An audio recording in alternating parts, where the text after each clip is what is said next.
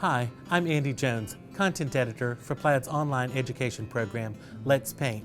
And today, we're going to have a holly jolly good time creating this wreath using a palette knife. Come on, let's paint.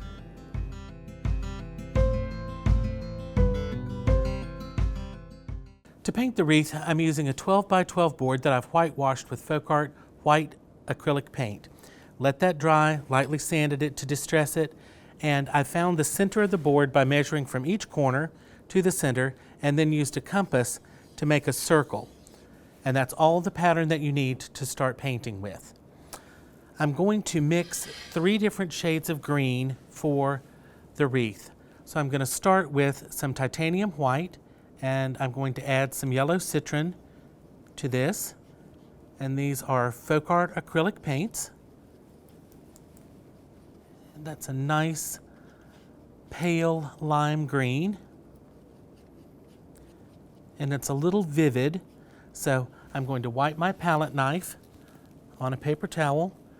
You want to get into the habit of every time you finish mixing some paint, you wipe your palette knife off. I'm going to pick up a small amount of burnt sienna acrylic and mix that in, and that burnt sienna is going to tone down my bright lime green. It's still going to be vivid, but it's just not going to be quite as intense. And I want you to make a big pile of paint because we don't want to run out of this while we're painting our wreath. Okay, so that's going to be my light green. I'm going to wipe my palette knife again. That's a good habit to get into. And I'm going to make a darker green. This time I'm going to start with some FolkArt Thicket, and I'm going to add some yellow citron to this. Whoops. Just mix that in.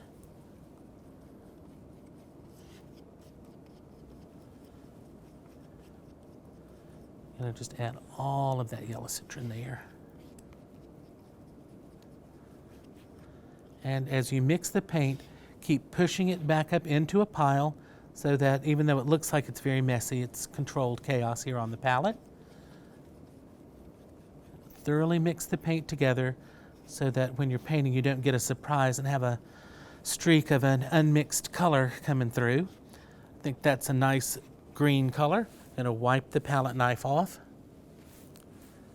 and I'm going to take some of this green and move it aside. Let's see, just a little bit more of it. All right. I'm going to wipe my palette knife off. I'm going to add a little black to this to make this a really dark green. I'm going to add a little bit more black. Mix that in. So I want to make sure that there's a good contrast between my middle value green and this dark green. And I think that looks pretty good. But let's tone this down just a little bit more by adding just a little bit of burnt sienna to this. Oh, that was a little small amount there, so let's add a little bit more. There we go. And mix that in thoroughly. It's a nice, dark, rich green color. Again, make sure you push your paint back into a puddle. And clean off our palette knife. Now then, we're going to start painting with our lightest green color, but I need to practice a little bit because we're using a palette knife and it's not what I'm used to painting with. I'm used to painting with a brush, so a palette knife's a little unusual, and I want you to feel comfortable using the palette knife because it's easy once you get into it. The first couple of times you're going to make a leaf shape, it's a little bit intimidating. So I want you to pick up some paint on your palette knife. Make sure you've got the one side is clean and the other side has paint on it. And we're going to put the palette knife down and we're going to push away from us. Okay, that's not a really effective leaf shape. So I'm going to pick up a little bit more paint and I'm going to try it again. There we go, that's what we want. It's not an actual leaf, it's just the illusion of foliage. So pick up some paint on your palette knife and push away from you. Pick up some paint and push the other direction. If you need to go over it more than once, you can, but just start getting into the feel of picking up some paint on your palette knife and making a leaf shape. Okay, so we're going to jump right in. We've had a minute to practice, and so I'm going to move on to my whitewashed board. I'm going to pick up some paint on my palette knife, and I'm going to start at, it doesn't matter where you start, but you're going to start at one point and we're going to go around the circle that same direction the whole way. So I'm going to start right here in front of me, and I'm going to start at the center of, or start right on the line, and I'm going to make a piece of foliage. And then I'm going to add another one, and then make, let's one go down in there. You can't worry about every stroke that you put on here. You're just going to start in the middle again and add a stroke of the knife. This is setting the background layer of the wreath. And if you need to go over a stroke that doesn't look good, you can do that, but we're following the circle around. And some of these will be bigger and go out further. Some of them may be shorter and not go out quite so far. And just move your work surface as you go around, having some come into the wreath and some go further outside. If you are an anxious painter and you're a little uptight, you might want a little liquid courage to do some of this. So get a glass of wine and just relax.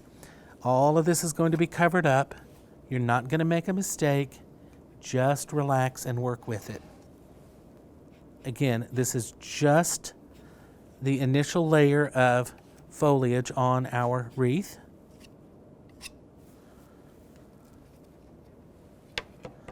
And I know for many of you, you're going to be just a little outside of your comfort zone, and that's okay. This is how we grow as a painter. We try to do something a little bit different than what we normally do, and hopefully we like it. If we don't, we can always start again. If you feel like you're getting paint all over your palette knife, you can stop, wipe the excess paint off, and then reload. Every time you do this, every stroke is going to be a little bit different. Some are going to be a little bit more graceful, some are going to be a little bit stiff, and that's all perfectly fine and dandy. Again, we're just setting the foundation. Again, just picking up small amounts of paint and adding them on, starting close to me and then pushing away. Letting some come out further. You're really not going to see very much of this once we get the other colors on this wreath. So this is just the foundation.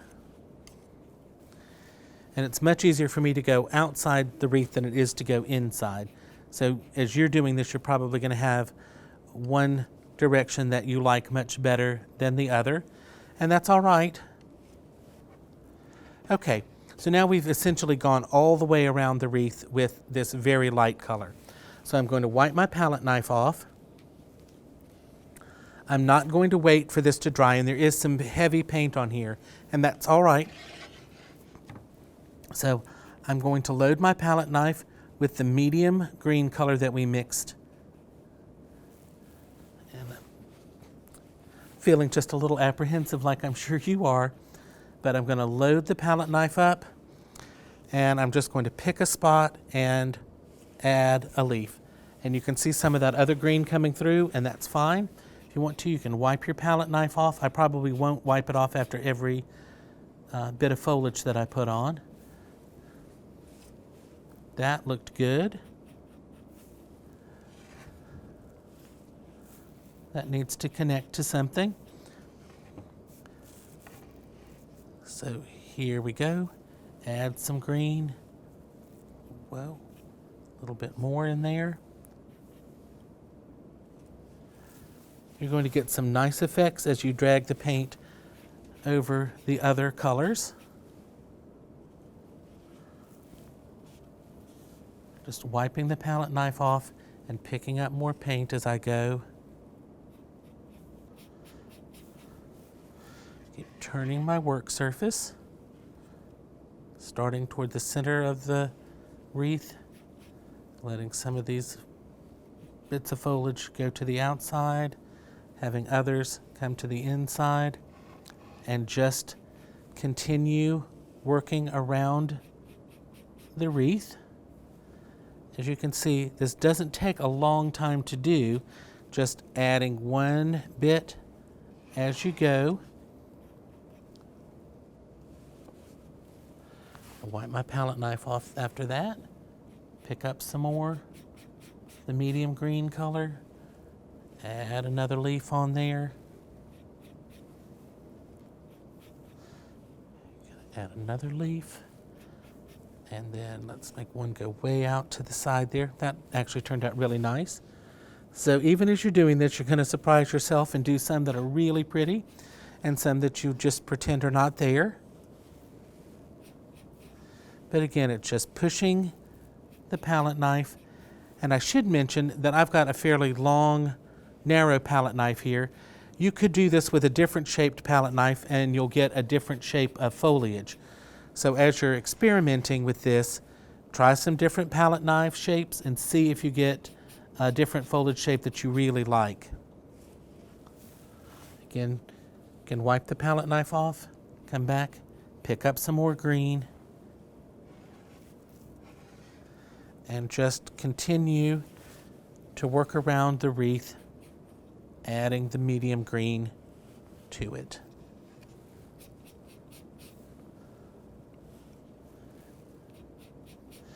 This is probably something that you could do with your kids if you want to get them interested in painting, because there's not really a right or wrong way to do this.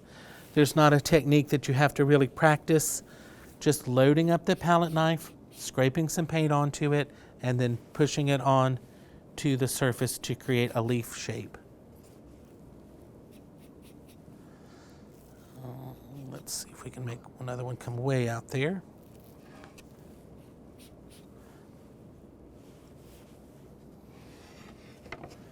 So just continue to turn the board as you're adding your leaves to it. Gotta add some to the inside here.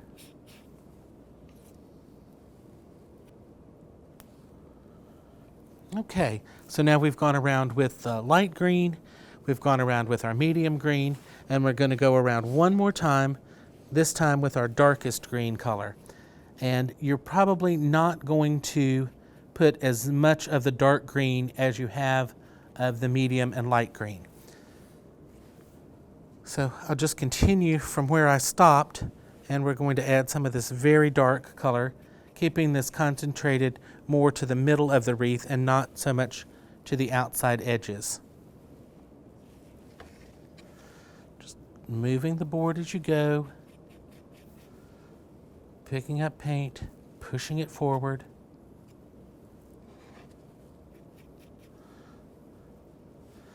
And this is a quick, effective way to paint a wreath without actually painting the individual pieces of greenery. And again, just keep moving those pieces of greenery out as you lay on a darker color.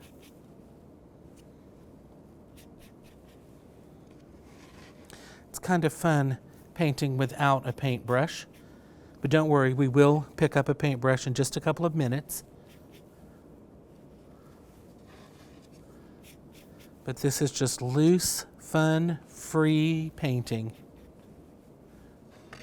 And for me, this is the hardest kind of thing to do. So I like to paint things where I'm very much in control of every stroke of the brush. But it's oddly satisfying to paint these little bits of foliage like this. Okay, now we've gone around 3 times, and I'm pretty happy with the way that this greenery looks. So we're going to stop right now and pause the video and let this completely dry, and then we'll come back. All right, so we've taken the time to let our green dry completely, and I have transferred my bow design onto the wreath using white or gray transfer paper, whichever you need to use so that it shows up for you. Now we're going to undercoat the bow using FolkArt's Naphthol Crimson. So I'm just going to put some of that out on my palette, and I'm going to use a number 12 flat brush, and I don't want to put my brush in water because I don't want my paint thinned down at all. I want it to be nice and creamy for this undercoating. And we're simply going to do what I would call color book painting. We're going to fill in the shape of the bow. Make sure your outside edges are nice and crisp, and make sure you leave just a little bit of an indication where there's a fold or a flip in the ribbon. Naphthol Crimson is a little bit, that's a lot bit transparent, but then all reds in acrylics are. So it's probably going to take more than one coat to cover. So I'm just going to, that's a nice S stroke there on the ribbon. I'm going to turn this around so that it's easier for me to paint. And then again, this nice stroke that fills in this section of the ribbon. So I think you're getting the idea that we're just painting the ribbon solid red at this point. So I would welcome you to pause your video and base coat your ribbon with Naphthol Crimson. It might take 2 or even 3 coats to cover. And then once you have your ribbon completely filled in with red and it's dry, then start your video again and we'll pick up where we begin to shade the ribbon. All right, we've undercoated our ribbon, and I'm sure that that took a couple of coats of paint for you. Do want to give you a hint. If you're undercoating with red and it's taking several coats to cover, if you add some yellow ochre to your red, you can base coat, and that will give you a much more opaque color, and then you can just come back and put red on top of that. So that's a good hint. I'm going to put out some colors to shade my ribbon now. I'm going to put out some True Burgundy, and I'm also going to put out some Sap Green. We're going to apply the shading to our ribbon using a side load technique. So I'm going to dip my brush into water.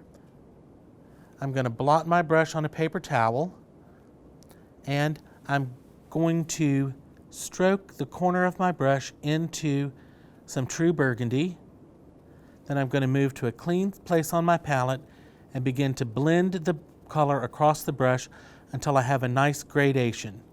I'll flip the brush over and work in the same loading zone on my palette. Always pay attention to what you're doing, and you're working to get this nice gradation from strong color to clear water on the other side of the brush. You may need to sneak back in and pick up more paint, come back to the same loading zone, and blend to soften the color across the brush. You can touch your brush to water, and when I do this, I like to put the corner of the brush that has the paint in it into the water, then blot on a paper towel. That's actually thinning down the paint and not just filling up the brush with excess water.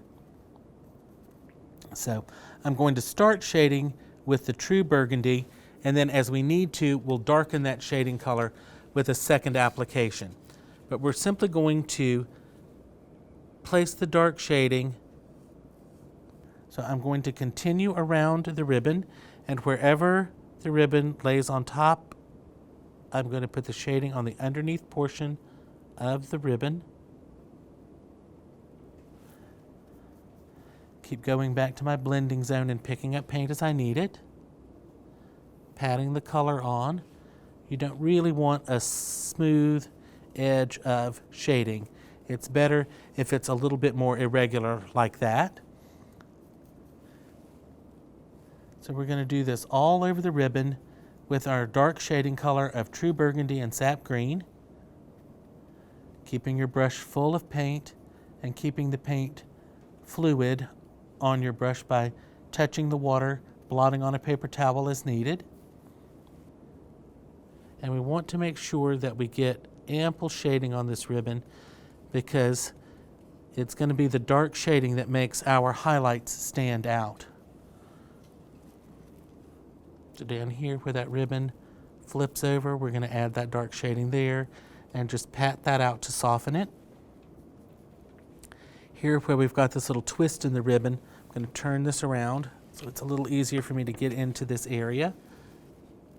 Just want to add some dark shading right in there and just pat to soften that color out. And while I've got the board turned this way, we can add the shading here on this flip of the ribbon. Once you start to see the shading go on, the ribbon really starts to take form. Before it was just all solid red. And you have to have good darks and bright highlights for something to really be interesting to look at. Adding my dark shading, patting it on. Let's add a little shading right back here. And again, I've been painting for a long time, and so I can take a big brush and add shading in there because I have control of my brush. If you feel uncomfortable, then you can use a smaller brush that might be easier for you to manage in a smaller area. But the more you paint and the more you practice, the more control you'll have over the flat brush. So I'm going to turn this again so that it's just easier for me to work. Try to keep everything out of the paint. And I'm going to let the texture of that foliage work for me. And a shade here where the ribbon comes out of the knot and just kind of pat that color out a little bit.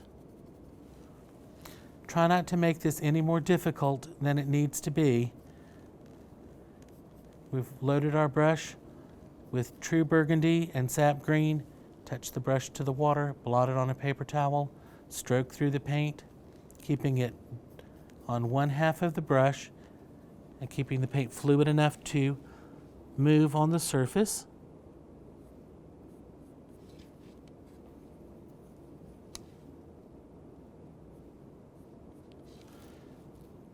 Just add the dark shading and pat it out a little bit. Let's add some where the ribbon turns this direction. And again, just pat to soften that color out. Coming back up to the top of the bow, we will shade where the ribbon comes out from under the knot. Pat that out onto the ribbon to soften it out. Pick up more true burgundy, pick up some more sap green, touch the brush to the water, blot it on the palette, come back to the same blending zone. Then I'm going to shade where this top ribbon comes behind here. Work slowly and carefully, patting the color out. I'm going to turn the surface again so it's easier to come in and shade the dark portion of this loop like that. Turn it just a little bit more. Always move the surface that you're working on to a position where it's comfortable for you. And then just pat this color on. Keep in mind, I've been painting this way for a very long time. It should look super easy when I do it because I've practiced this for years and years and years. You don't have to practice for years and years and years, but you do have to put forth some practice, and it'll be easy for you, and you'll be able to paint beautifully. A lot of times people will look at something that I've painted and they're like, oh, that looks beautiful, but I could never do that. And I always think, like, sure you can. It's a lot of simple steps put together, but anybody that wants to learn how to paint can paint. The better you want to be, the more you have to practice. The saying, good things come to those who wait. I say good things come to those who practice a lot.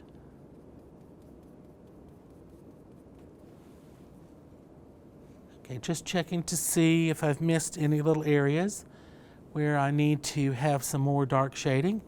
And I think I just want to put a little bit more right here where all these little loops come out from under the knot. And I think that's enough dark shading on here. Maybe just a little bit more right there.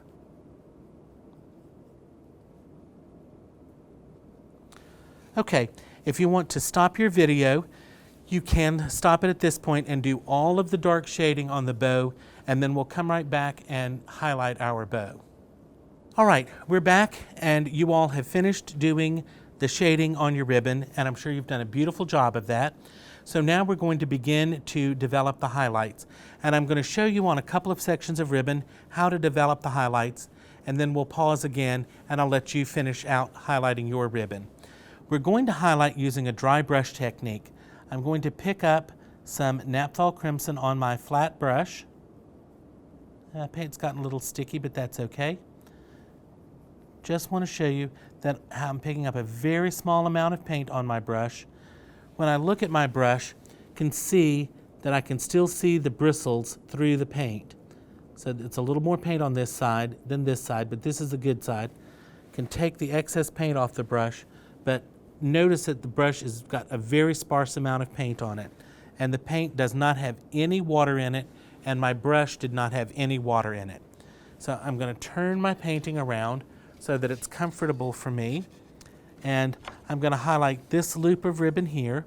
So I want to start out in the red area, and then using a scrubbing motion, want to bring some of that red paint up into my shading to help soften that. So that gives me a nice softly shaded piece of ribbon, and we'll do the same thing here.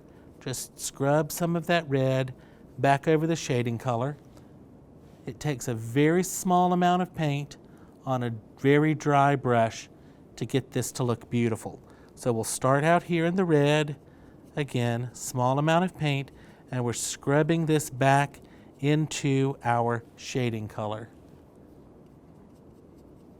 All right, we're just scrubbing the red over the shading, picking up a small amount of paint as we need it, absolutely no water on the brush. And this just creates a beautifully soft shaded area. I'm going to do a little bit more for you.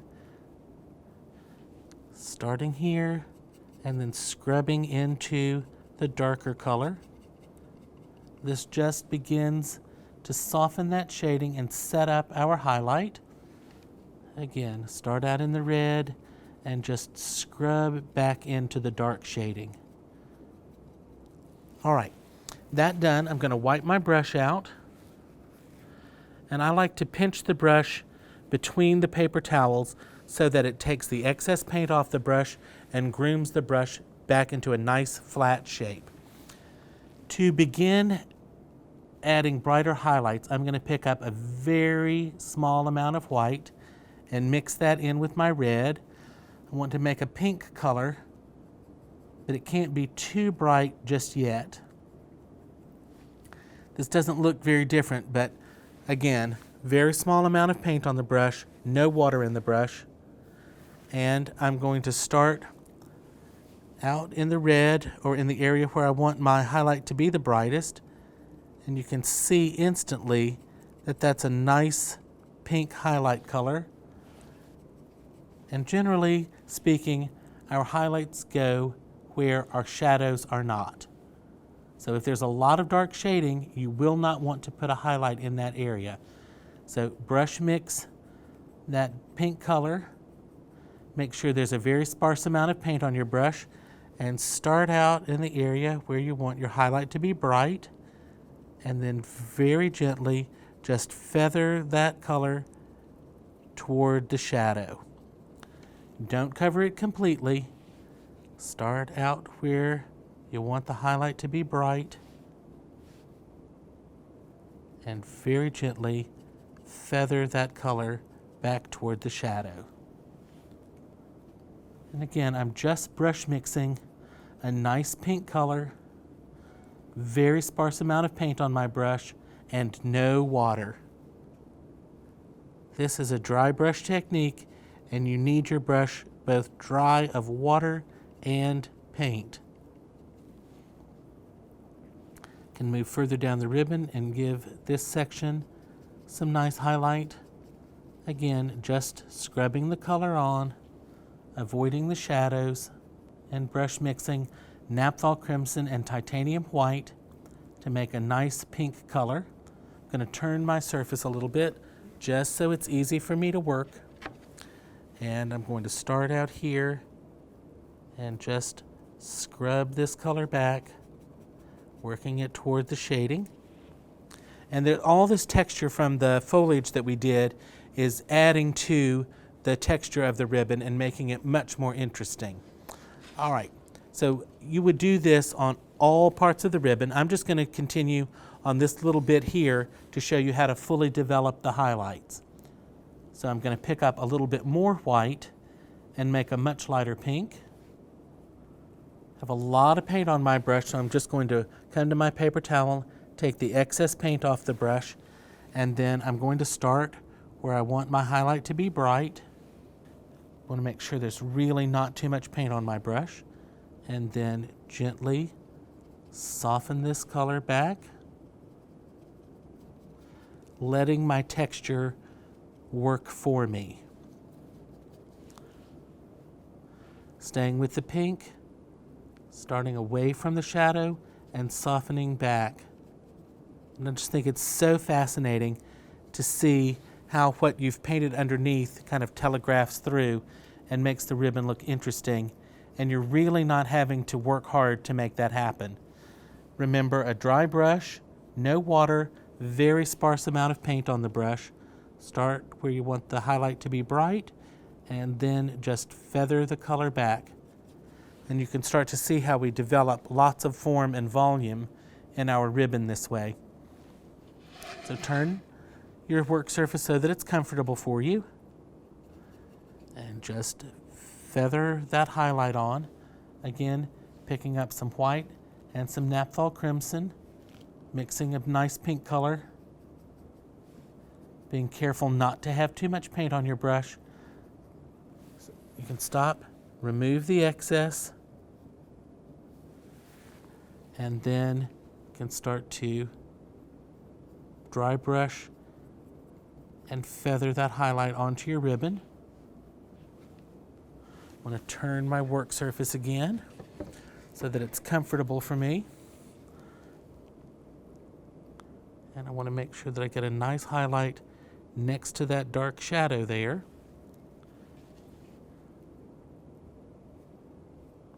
And then just feather that back.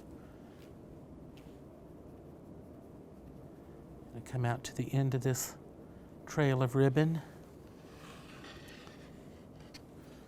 And just brush a little bit of a highlight on there. Okay, so you can see how everywhere that we've added this pink, we start to develop a really bright highlight, and we have nice dark shadows. I'm going to wipe the brush off on my paper towel. Again, pinch it between the paper towel so that it takes the excess paint off the outside of the brush and grooms the brush back into a nice flat shape. I'm going to pick up some titanium white.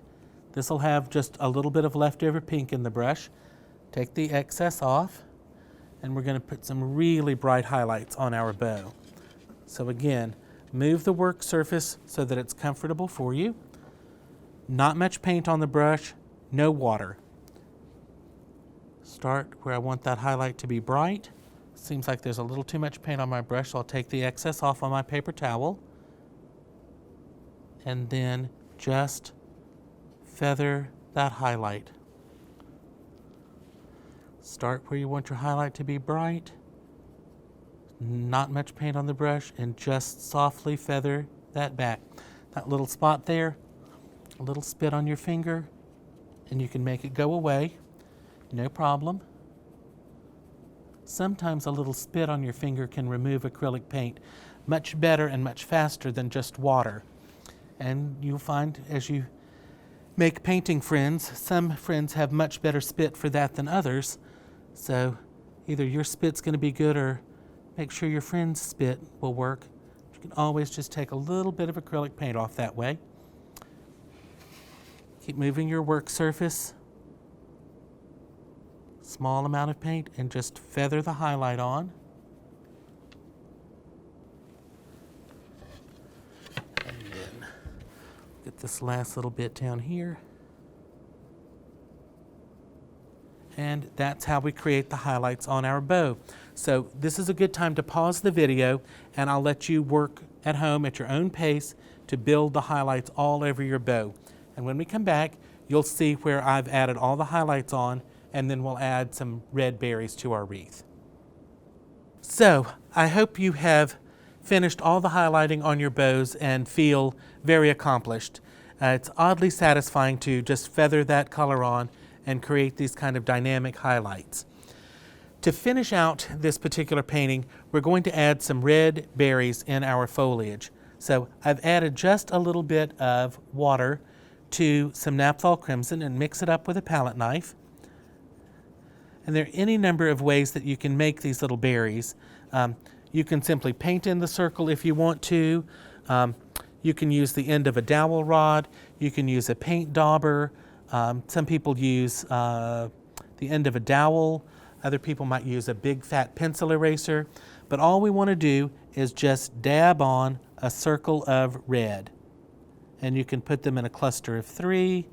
You can have just one by itself. You could have a pair of berries, but just dab some berries on your wreath. Try not to overload it, but we're just adding a few red berries. Now, I can't just leave a red berry like that alone. I have to shade it and highlight it and do all kinds of things like that. So I've got a small flat brush, and I'm going to load that brush with some True Burgundy, picked up color just on one corner of the brush. Just sneak it into the puddle of paint, then move to your palette to blend and soften the color. And I'm going to darken that with just a little sap green on the same corner of the brush. Just mixing that together. And I'm going to pick up some naphthol crimson on the other side of the brush. So I'm going to have bright red on one half of the brush and a dark shading color on the other half of the brush. Just blend in one area on the palette. You don't have to make long streaks and try to move all over. Just concentrate in one area, and that way you'll fill the brush full of paint and be ready to shade your berries. You're going to pay attention to what you're doing. And now that I've got my brush loaded, I'm just going to come down here and show you on these 2 little berries here how to apply the shading. So I'm just going to pick the right side of the berry to be dark. So I'm going to just pat that dark shading on.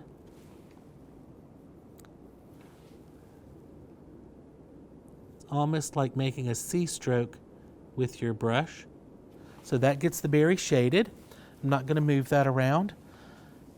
I will pick up my liner brush and a little bit of aqua, and I should go ahead right now and put out some titanium white because I'm going to need that.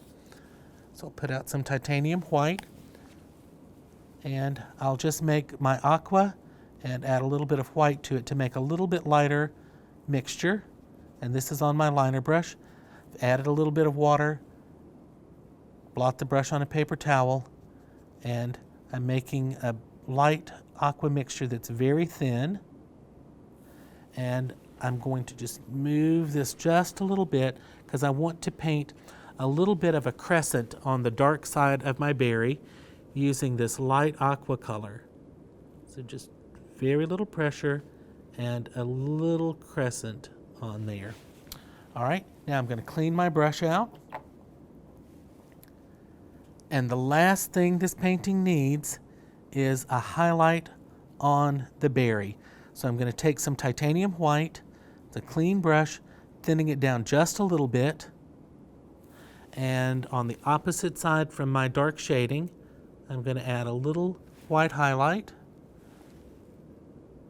And that's how we paint the red berries. So you can paint your other berries, shade them, add the little accent of aqua, and then come back and add a nice white highlight.